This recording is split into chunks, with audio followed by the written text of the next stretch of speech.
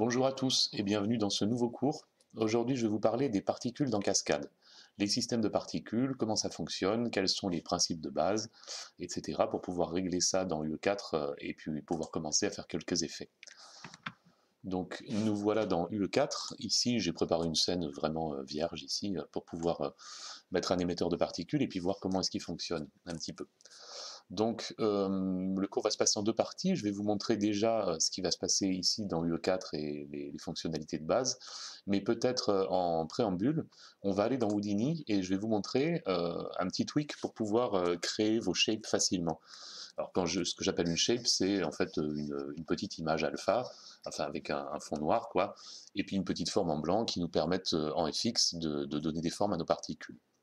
Ok, donc vous pouvez évidemment réaliser ça dans Photoshop, hein, ça c'est à votre convenance, mais c'est simplement pour vous montrer encore une fois la puissance, l'étendue d'Houdini, et puis c'est toujours à mon sens bien de savoir se servir de ce logiciel.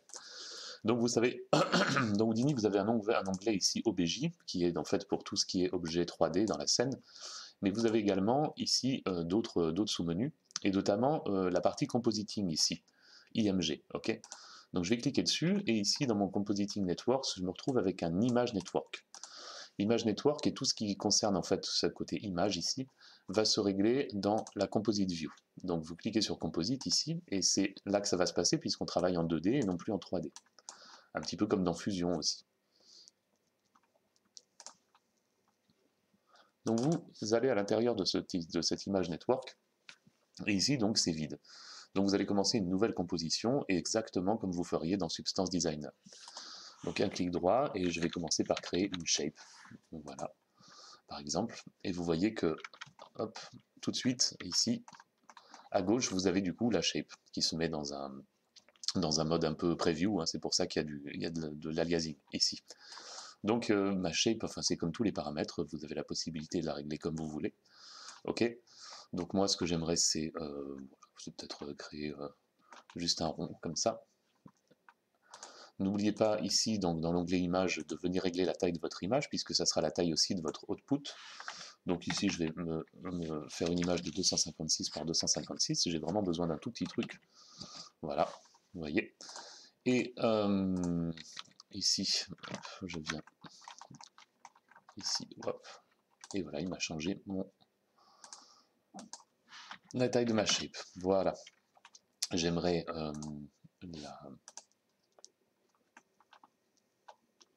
la scaler un petit peu. Et puis ensuite, ici, vous pouvez venir rajouter, par exemple, un blur, tout simplement, hop, comme ça, qui va nous permettre de blurrer la forme. Alors ici, comme vous voyez, vous avez toujours affiché ici l'opérateur qui est en bleu. Là, ok. Donc quand vous changez, quand vous passez en bleu ici, c'est cette étape que vous voyez. C'est-à-dire que quand vous êtes là, évidemment, vous ne voyez pas l'effet du blur. On voit bien que sur les bords, c'est pas blurré. Il faut que je clique ici pour que de suite, il y ait mon blur qui s'affiche. Mon blur, dont je peux changer la taille, évidemment. Et ça me convient très bien pour démarrer. Peut-être que j'aurais pu prendre quelque chose d'encore un peu plus petit. Vous voyez que vous avez aussi la possibilité de travailler directement en dynamique dans l'écran, puisque vous avez des sortes de gizmos qui vous aident en fait à faire la rotation, translate et scale à chaque fois. Donc ça c'est un petit peu un truc à apprivoiser au début, et puis après vous verrez, ça ira. Donc bon, on est sur 0,3, je pense que c'est bien, avec un blur un petit peu plus conséquent ici. Voilà, et j'ai ma shape. Pour l'extraire de là et la sauver sur votre disque dur, c'est très facile. Vous faites un clic droit dans la fenêtre et vous faites Save Frame.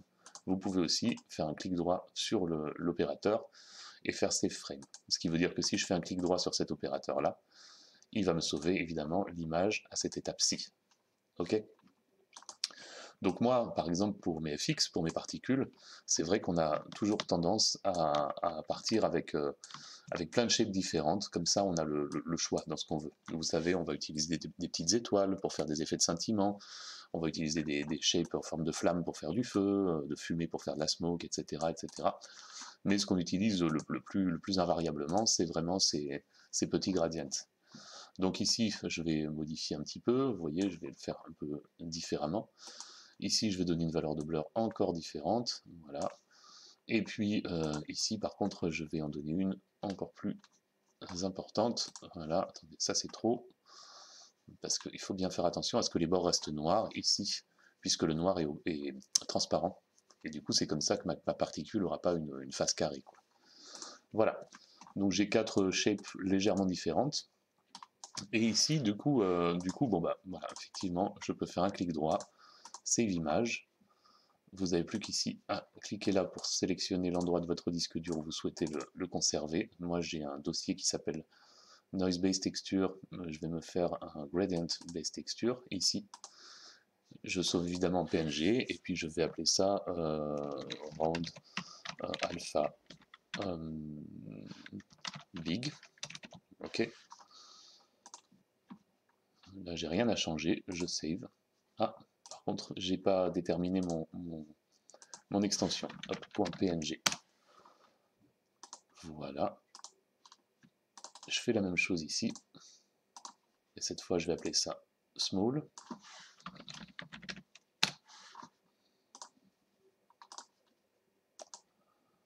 Ici, on va appeler ça middle.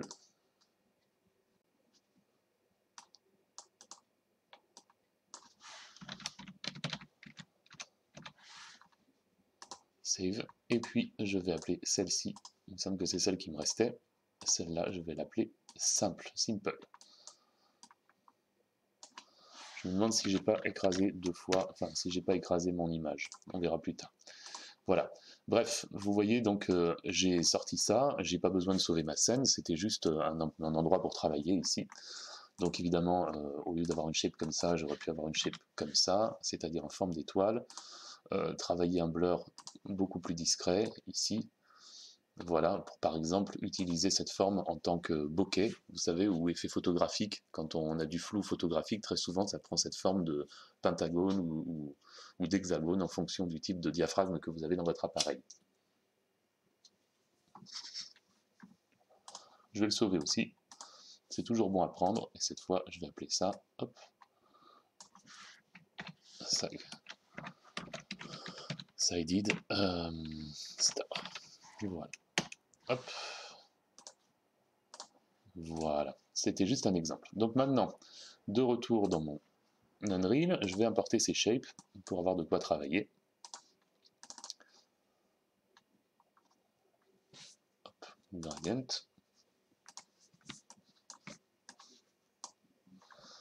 Et j'importe tout ça. Voilà. Donc maintenant que j'ai fait ça, l'autre chose à faire, c'est de créer un système de particules. Donc vous avez vu, je fais un clic droit ici, n'importe où dans ma fenêtre, et je viens cliquer sur Particle System. Ok. Donc le Particle System, il est ici. On va l'appeler base particles. Ok. Et je double-clique dessus. Et voilà ici le nerf de la guerre. Donc le nerf de la guerre, c'est ça, c'est-à-dire, vous voyez, ces 4 fenêtres ici, qui me résument à peu près tout. Donc comme dans Houdini, ici vous avez la vue 3D, donc malheureusement c'est un peu difficile d'avoir un sol, un background, etc. Même si c'est des options configurables, de base ils nous les mettent sur fond noir. Ici vous avez l'émetteur, donc ça c'est l'émetteur que j'ai là. Ok. Ici, vous pouvez avoir une infinité d'émetteurs dans le même système de particules, c'est ça qu'il faut bien comprendre, c'est-à-dire que ça ne se limite pas à un seul émetteur. Vous voyez, je peux faire un clic droit ici et faire New Particle Sprite, ok. Et ici, bon, vous ne le voyez peut-être pas parce que c'est overlappé, mais il y a maintenant 2 systèmes de particules. Donc je donne un exemple, si par exemple je fais du feu, je vais avoir mes flammes, ce sera un système de particules, ou peut-être plusieurs, et j'aurai la fumée qui sera sous forme d'un autre système de particules. Mais tout ça sera rangé à la fin dans le même effet qui sera ici. Et du coup, vous aurez à la fois vos flammes et votre fumée dans le même système, quoi. Voilà, donc tout se règle ici. Et ensuite, évidemment, je vais déléter ça. Hop. Sur ce système de particules, vous avez ici les propriétés. Donc required, c'est les choses dont vous avez vraiment besoin là pour régler la texture de vos particules. Ici, dans Spawn, on va trouver, donc Spawn, finalement, c'est si vous voulez un émetteur de particules, c'est simplement une forme qui va générer des points. Ces points dans l'espace, du coup, peuvent prendre n'importe quelle forme, ça sera à vous de le déterminer. Est-ce que ces points sont en fait des mèches instanciées? Est-ce que ce sont des petits planaires carrés? Est-ce que ça peut être tout un tas de sortes de choses? Ça peut être une forme 3D, 2D, vraiment ce que vous voulez, mais à la base, ce sont des points. Et donc ces points, effectivement, ils sont émis d'une source. Donc là, la source, c'est un point qui est ici. C'est juste un point, c'est pas une surface, mais ça pourrait être une surface. Et ces points qui sont générés, du coup, ils ont un certain nombre de propriétés, c'est-à-dire une direction, une vélocité, c'est-à-dire une vitesse. Ils vont avoir très certainement une couleur, un alpha. Ils vont avoir aussi une durée de vie, c'est-à-dire pendant laquelle ils existent et puis ils meurent. Et vous avez surtout la quantité de points distribués. Et ça se règle ici dans Spawn. Voilà. Donc dans Spawn ici, par exemple, pour mon système de particules, si je pars par exemple sur un système de particules de dust, vous savez, comme un petit peu des particules en suspension dans l'air, on va essayer de travailler ça. Donc la première chose que j'ai à faire ici, oui voilà, pour terminer juste, vous avez ici les curves, c'est-à-dire que chaque propriété ici a la possibilité d'être éditée sur le long d'une curve. Et la curve, elle va déterminer en fait la vie de votre particule. C'est-à-dire ma particule naît ici à 0, hop, elle vit, et puis elle finit par mourir à 1. Okay, et donc le long de cette vie, vous aurez des courbes qui vont déterminer parfois la couleur, parfois la taille, parfois la vélocité, etc., etc. Voilà. Donc, vous n'êtes pas obligé de créer des courbes, hein. C'est en cliquant sur ce petit bouton que vous l'avez. Et vous pouvez aussi bypasser un certain nombre de propriétés ici pour les overrider. Donc là, avant tout, je vais créer un matériau pour ma particule, matériau du coup que je vais rediriger dans ce système pour pouvoir avoir non plus des petits axes X, Y, Z comme ça, c'est ici dans Required, mais bien une particule qui va avoir cette forme-là.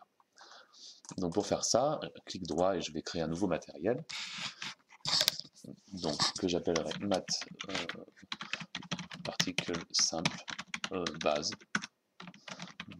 Voilà. Et en ouvrant ce matériau ici, la première chose à changer, c'est les propriétés du matériau lui-même, du shader. Ok.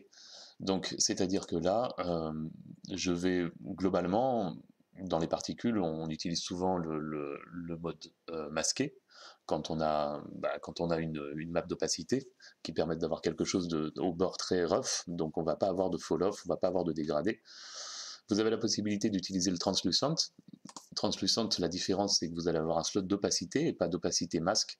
Opacité masque, c'est 0 ou 1, c'est-à-dire soit c'est transparent, soit c'est opaque. Opacity, vous avez toutes les variantes entre le blanc et le noir, ce qui fait que vous pouvez avoir des dégradés. Mais c'est le même type de map que vous allez rentrer là. Et la dernière chose qu'on peut utiliser, c'est le mode additif. Le mode additif, en fait, ça ne crée uniquement que de l'émissive. C'est comme si vous étiez dans Photoshop et que vous mettiez en mode screen. C'est-à-dire que ça va éclaircir des endroits, mais c'est tout. Donc ce sera à utiliser pour tout ce qui est effet de glow, effet shiny, effet lumineux, etc. etc. Le translucent, effet de feu aussi, le feu, les flammes, tout ce qui génère de la lumière en fait. Tandis que le translucent ici, ce sera plus à utiliser peut-être par exemple pour de l'eau. Je pense beaucoup à l'eau. Et le masquet par exemple pourrait servir à des feuilles mortes, ou à des oiseaux, ou à des formes plus déterminées. Donc là ici pour un exemple, je vais rester en translucent ici. Pareil ici, on se met en défaut-lit, mais si jamais vous générez vous-même la lumière, c'est-à-dire peut-être, j'en sais rien, moi, des verres luisants, voilà.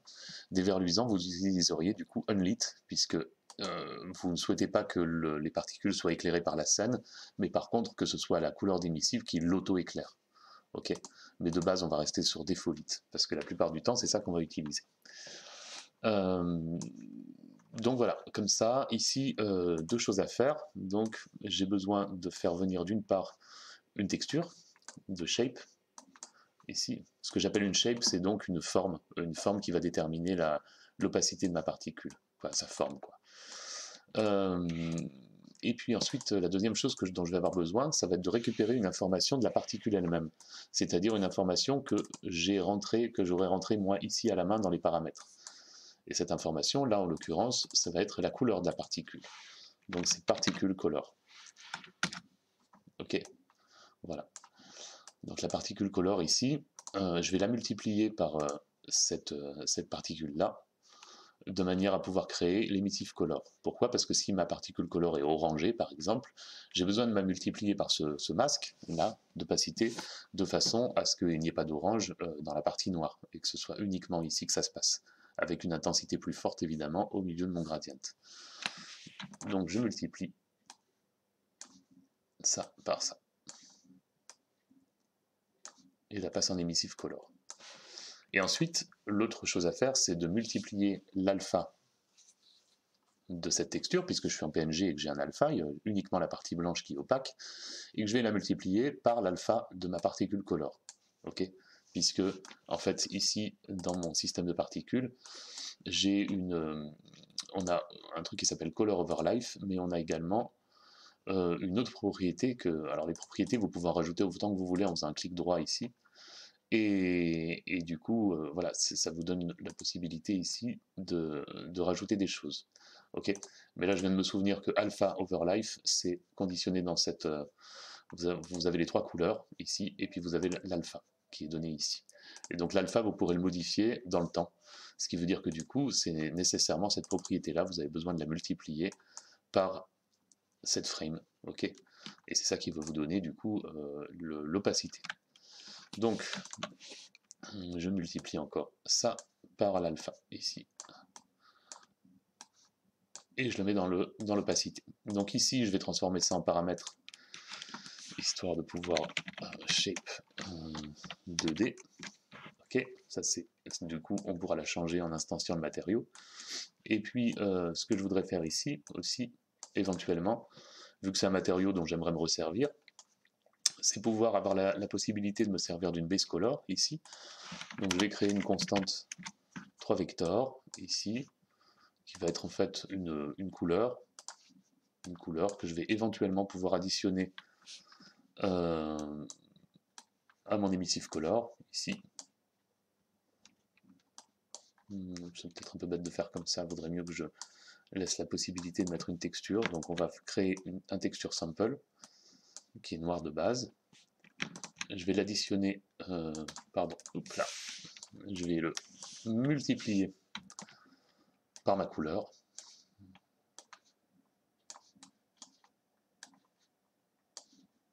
Ça, je vais le mettre dans particules. Mais je viens de me rendre compte que c'est une mauvaise idée, parce que déjà, d'une part, il me demande une texture à la base, et puis qu'en plus, là, pour notre exemple, ça va nous servir à rien. Donc je vais laisser cette partie-là, on la verra dans un autre cours, éventuellement.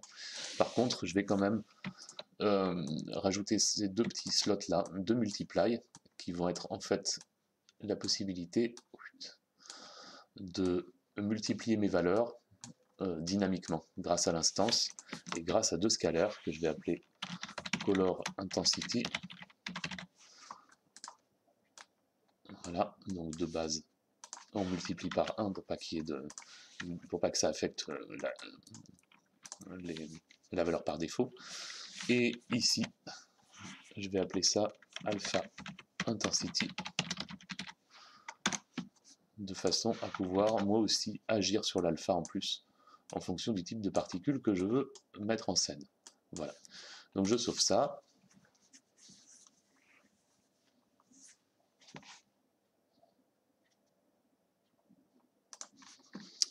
Et ici, j'ai donc mon matériau de base. Ok. Donc maintenant, je reviens ici dans mes particules, là, et la première chose à faire, c'est ici dans Required de venir mettre ma texture. Voilà. Donc, il compile les shaders parce qu'il adore ça.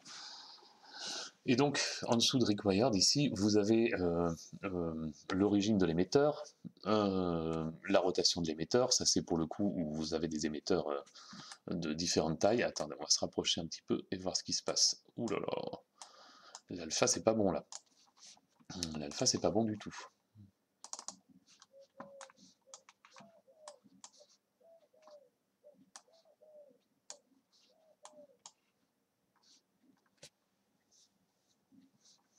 Voilà. Vous avez vu, le problème c'est que j'avais multiplié l'alpha ici.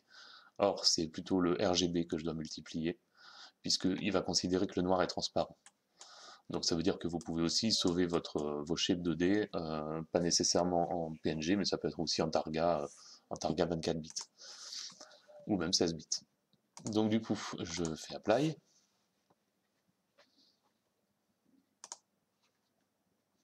Il compile. Et j'en profite pour vous parler du spawn. Donc du coup, le spawn ici, vous avez le rate et le rate scale.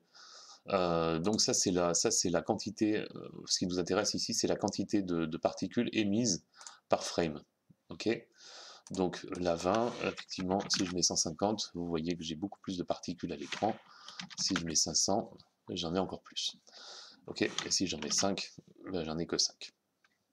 Hop. Vous voyez que de base, il y a déjà une animation dans mes particules, ce qui fait qu'au fur et à mesure du temps, elles deviennent de plus en plus petites et en fait, elles viennent mourir, c'est-à-dire que la valeur d'alpha baisse pour les faire disparaître et qu'elles soient pas cutées. Ok. Donc ça, c'est déjà réglé. Donc moi, je vais partir sur 200 particules parce que j'ai besoin d'en avoir plus que ça. Et rappelons-nous, on fait un espèce de nuage de poussière, enfin un nuage de petits dust particules. Donc ici, la lifetime, c'est aussi quelque chose que je peux régler. Vous voyez que la lifetime, ça dépend. Ici, donc on parle en quantité, on parle en unités. Alors je sais pas, c'est pas exactement des secondes. Ça dépend des logiciels. Dans tous les cas, vous voyez que là, les particules meurent toutes au même niveau. Ok. Si je mets en minimum 0,5, vous voyez que d'un coup, il y a plus de différence. Il y a des particules qui meurent avant les autres. Donc ça, c'est un paramètre qui est très important quand on émet des particules. Et vous voyez que d'un coup, hop, la trajectoire de ma particule se prolonge, puisque certaines particules ont une vie de 2, donc doublée par rapport à celle de base. Donc moi, je vais entrer entre 1 et 3, ça ira bien. Et ensuite, l'initial size, ici, bah, c'est la taille de base de votre particule. Ok. Donc ça, effectivement, je pensais qu'elles étaient animées en taille, mais en fait je me rends compte que non, elles ont toujours la même taille, c'est juste que comme l'alpha se réduit, en fait la particule semble diminuer, simplement à cause du fait qu'il y a un dégradé. Donc de base, mes particules, la distribution, je vais faire 1 et 4. Peut-être que c'est un peu trop peu, alors on va faire 3 et 7. Voilà, quelque chose comme ça. Et là, ce qui ne va pas me convenir non plus, c'est cette vélocité. Donc la vélocité, c'est la vitesse de base de l'émetteur de particules. Vous voyez que là, de base, ça va vers le haut, à une certaine vitesse. Et ça, donc, c'est déterminé par ici. Et vous voyez qu'en fait, tous ces paramètres, là, que ce soit spawn, etc., à chaque fois, vous avez un menu déroulant avec distribution float constant, constant curve, particules paramètres uniforme ou uniform curve. C'est pas toujours la même chose, mais très souvent, vous avez plusieurs choix. Les deux choses qu'on peut garder en mémoire, là, c'est que pour les émetteurs de particules relativement simples, comme on va faire, on se sert du constant ou du constant curve. Donc le constant, c'est un seul paramètre. Vous voyez, j'émets 200 particules, point. La constant curve, c'est hop, ici. La constant curve, ça veut dire que il va se passer quelque chose le long de la vie de la particule.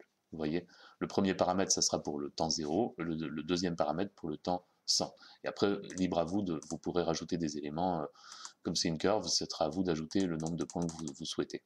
Ok. Et ça, ce sera autant de points sur la courbe. Donc, vous avez ça, et vous avez aussi le uniforme. Le float uniforme, en fait, c'est un random. Ça vous fait un random entre deux valeurs. Donc, random entre valeur minimum et maximale. Ok. Et la float uniform curve, c'est la même chose, mais dans le temps. C'est-à-dire qu'à chaque point de la courbe sera animé ce sera différent en fonction d'un paramètre de randomize, ok, que vous allez pouvoir gérer, donc du coup le minimum et le maximum. Donc voilà la différence. Et particules paramètres, ici, ça c'est en fait vous éditez, c'est comme si vous exposiez le paramètre de façon à ce que ici, dans le émetteur de particules, vous ayez dans les détails des sliders en plus pour régler vos particules au cas par cas. Voilà, j'ai tout dit pour ça.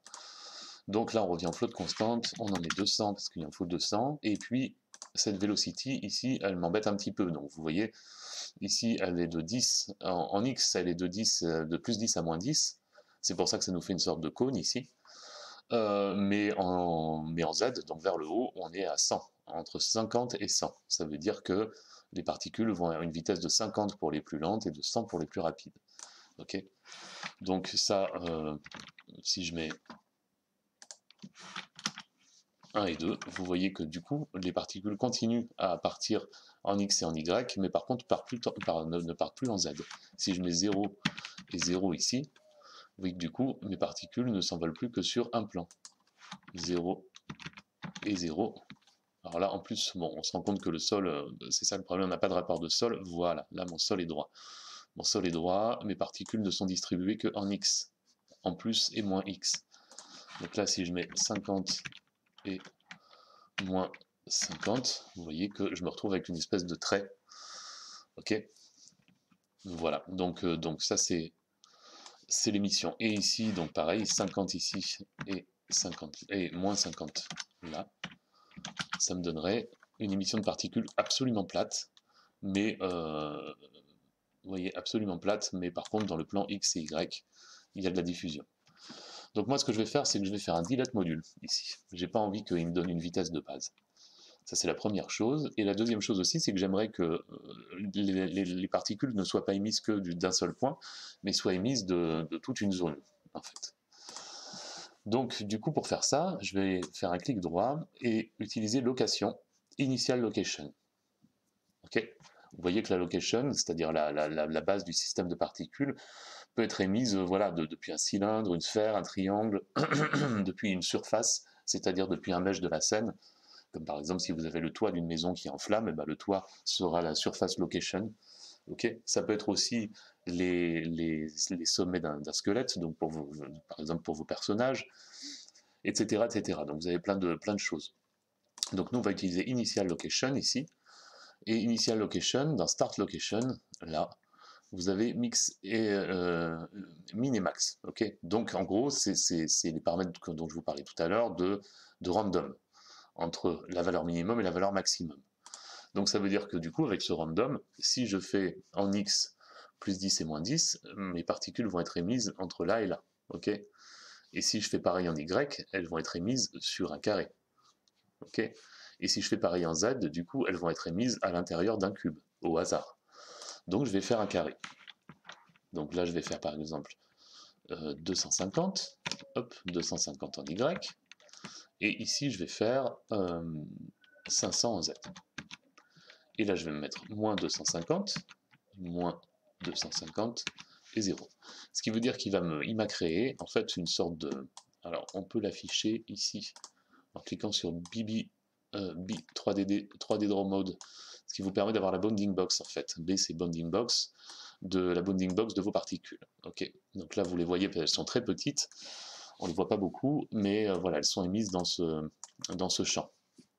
Donc je décoche ça, et si j'ai mis 500 à 0, ça veut dire que mon émetteur, en fait, à l'endroit où je le pose, c'est-à-dire sur le sol, les particules ne naissent qu'à partir du sol. Vous voyez?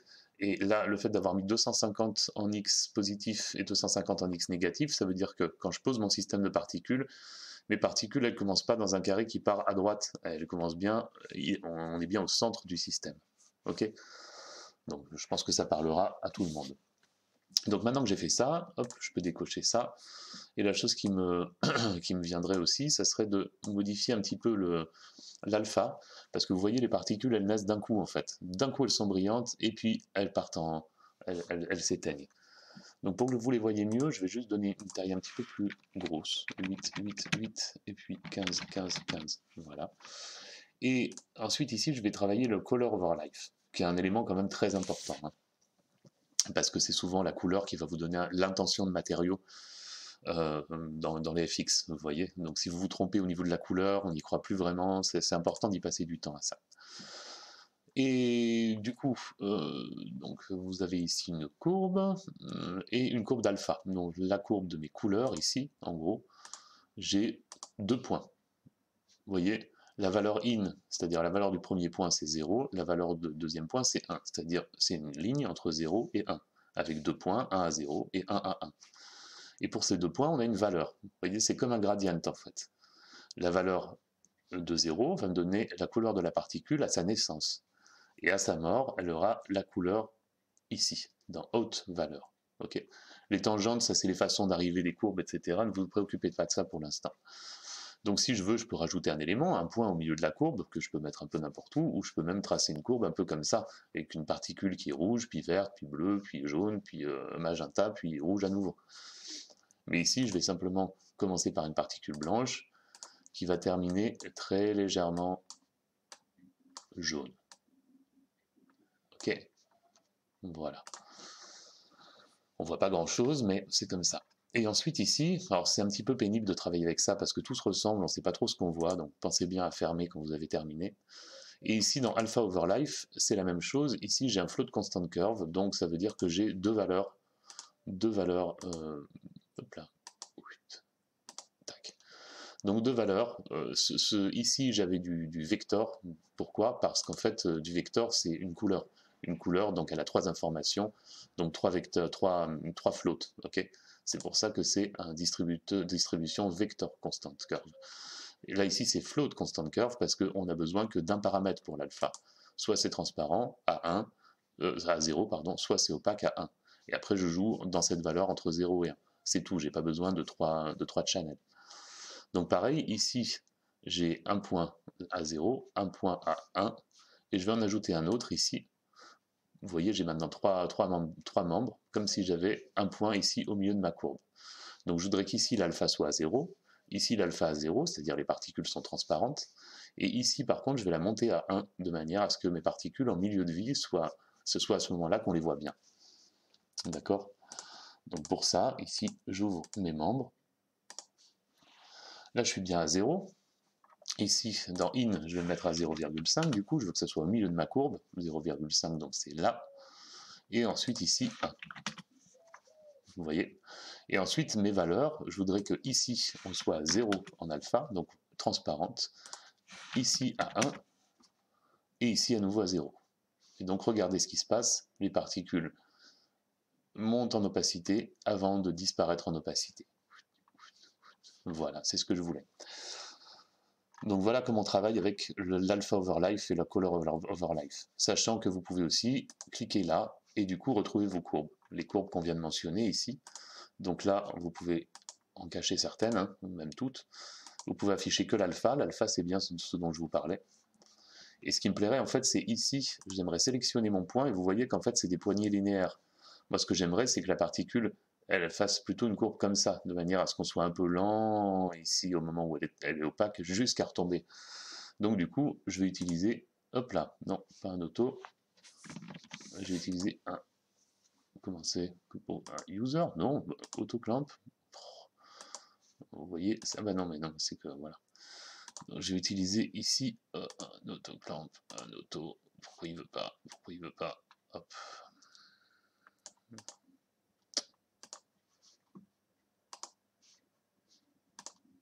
Voilà. Et ici, je l'ai déjà. Donc voilà, là j'ai une jolie courbe. Donc ma jolie courbe, je pourrais même encore la peaufiner un petit peu en montant mes poignées ici pour avoir un départ et une fin un peu plus raide. Donc vous voyez, le travail en FX, c'est vraiment de venir régler ces petits paramètres, et c'est comme ça qu'on arrive à des choses réalistes. Malheureusement, parce que du coup, voilà, on est obligé de travailler dans le détail.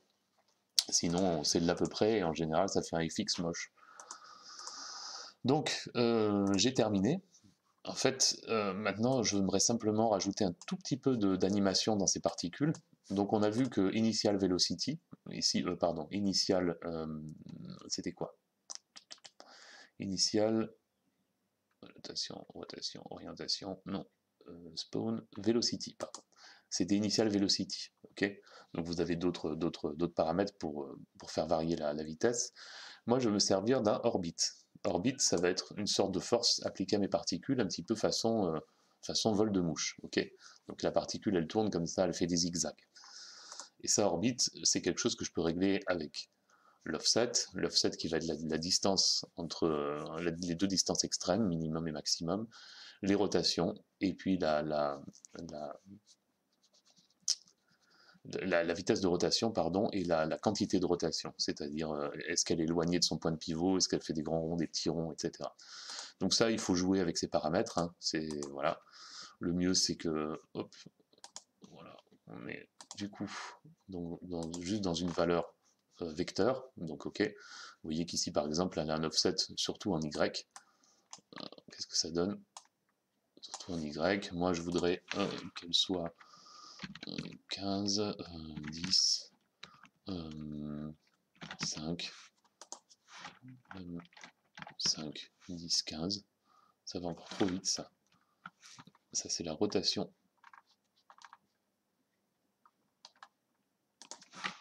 0,1, 0,1, 0,1, 0, ah bah non, c'était le contraire. Donc 0,4, 0,3, 0,2. Et ici la même chose, 0,2, 0. Voilà. Je vais modifier un petit peu l'offset pour avoir quelque chose de plus grand ici. 12, 5. Voilà. Quelque chose comme ça.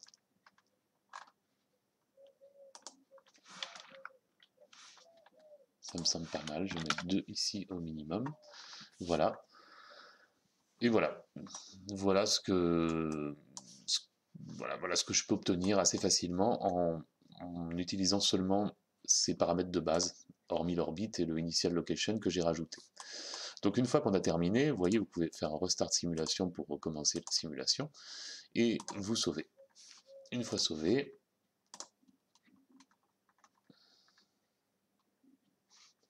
vous n'avez plus qu'à drag and dropper votre système de particules.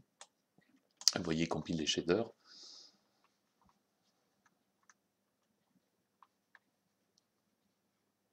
Voilà. Voilà ce que vous obtenez. Donc voilà, moi je suis pas très satisfait parce que j'ai ce contour noir là qui m'embête, et c'est pour ça que instinctivement, ce que j'aimerais faire, sans toucher aux matériaux parents, je vais créer une instance. Hop, je vais appeler ça base instance, très bien. Je drag and drop du coup. Ici, vous vous souvenez, je reviens ici dans Required, et c'est ici que j'ai ma texture à modifier. Save. Et ici, dans ce matériau instance, là, je peux, hop là, overrider des propriétés. Et donc, si je vais dans Blend Mode ici, je peux par exemple passer en additive.